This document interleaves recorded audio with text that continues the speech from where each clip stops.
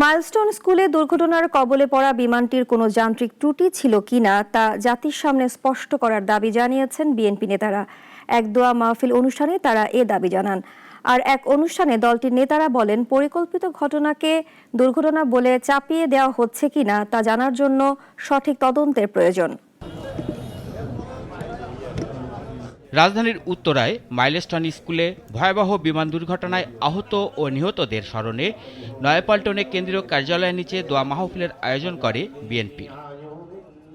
BNP নেতারা অভিযোগ করে বলেন, ঢাকার মতো এমন জনাকীর্ণ শহরে কিভাবে প্রশিক্ষণ বিমান চালানো হলো, এমন প্রশ্ন এখন সবার মাঝে। এখন স্বাভাবিকভাবেই প্রশ্ন আসে, এই প্রশিক্ষণ যারা দিচ্ছে বা তদারকি করছে তারা বিমানটা সচল থাকার মতো যান্ত্রিক ব্যবস্থা ছিল কিনা সেটা পরিচয় করা হয়েছে।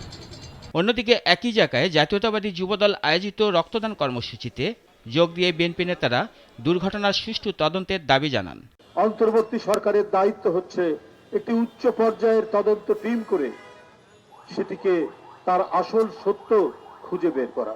দুর্ঘটনা যে কোনো সময়ই হতে পারে, দুর্ঘটনা বলে কয়ে আসে না, এটা সত্য কথা, কিন্তু অনেক ঘটনাকে, পরিকল্পিত ঘটনাকে দুর্ঘটনা বলে যাতে চালিয়ে। মর্মান্তিক এ দুর্ঘটনায় ক্ষতিগ্রস্ত পরিবারের পাশে দাঁড়াতে সরকারকে আহ্বান জানান বিএনপি নেতারা।